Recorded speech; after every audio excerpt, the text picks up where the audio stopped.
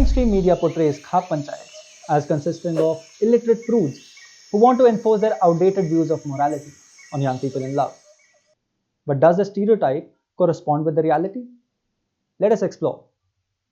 The Khap Panchayat is an ancient institution that was once prevalent all over India but is now mostly associated with a handful of North Indian states, most prominently Haryana.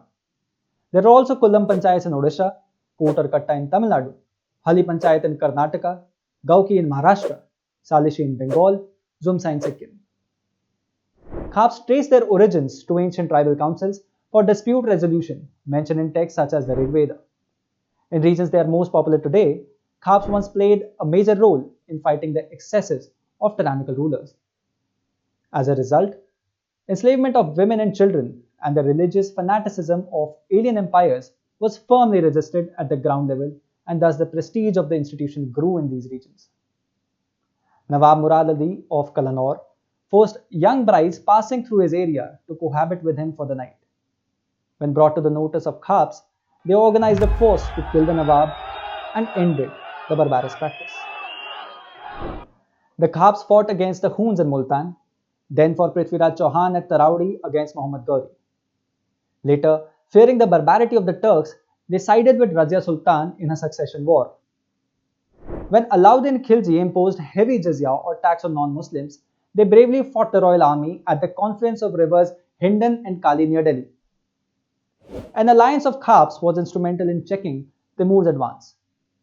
On Peshwa Sadashiv Bhau's request, the Sarv Khap under Dhanat Rai allied with the Marathas against Ahmad Shah Abdali. Thousands of Khap soldiers under Chaudhry Shiolal were martyred at Panipat. Khaps continued to be valued and preserved in the villages despite the toxic rhetoric against them, propagated by the English language media. They established norms that give the poor an equal footing in social affairs. They capped the number of gifts and dowries the bride should give, limit the size of the barat, give women a right to patrimonial property, and encourage family planning. Khaps have demanded murder charges for female feticides and solved property disputes between brothers, cousins, and sometimes branches of families having distant common ancestors. These disputes are often settled in single sittings, do not involve heavy expenditure or advanced legal knowledge. Jean's Kheda Khap, which comprises of 24 villages of Uchana, recently decided not to use caste as a surname in an effort to do away with the caste-based discriminations. Adjudicators inside the Khap undergo a review by the litigants similar to a 360-degree appraisals in modern corporates. The better rated adjudicators are invited in the higher gatherings based on community recommendations. These higher Khap bodies meet when an issue transcends a geographical jurisdiction or involves people under different parallel Khap bodies. Khaps provide fair and speedy resolution locally. They are conducted in the open for everyone to participate, run on low cost, and focus on mediation and conciliation. Since the hearings are within the village in front of the community, it is easy to bring forth evidence and witnesses and difficult to perform perjury. Moreover, these hearings are conducted in the local language, which makes the process of justice delivery comprehensible to the last person. Thus, Khap Panchayats are result-oriented and less inclined to delay justice on account of confusion over abstract theories. Now, if the Khaps are so effective and benevolent, why are they defamed by the English language media? Let me hazard a guess. I think it is so because the global corporate media outlets have reached a stage where their very survival is dependent on sensationalism.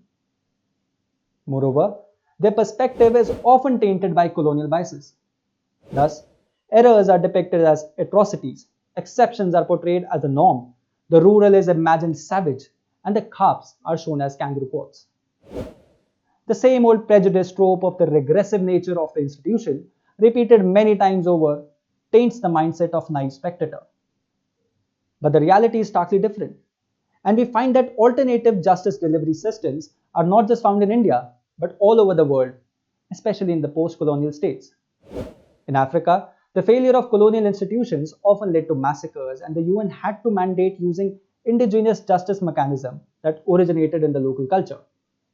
Accordingly, in Malawi, between 80 and 90% of all disputes are processed through customary justice forums. In Sierra Leone, approximately 85% of the population are subjected to their own indigenous laws. Customary tenure covers 75% of land in most African countries, affecting 90% of land transactions in countries like Mozambique and Ghana. The current Western vision of social institutions artificially separates individuals from each other and their ecosystem. This is an outdated view that once inspired a European media outlet to enthusiastically dub the smell of pollution as the scent of modernity. This view is not just outdated, it is dangerous because it creates a system that disempowers communities and makes them fragile. It centralizes the justice delivery system, rendering it sluggard, insensitive, and inefficient. It alienates common citizens as its jurisprudence is based on a philosophical framework that the masses don't relate to, much less admire and internalize. Our people don't need sermons of progress from TV panelists. We need a resolution of conflicts and closure. We need justice, and Khaps deliver it with silent but striking efficiency. This is Arjun Singh Kadian for Upward.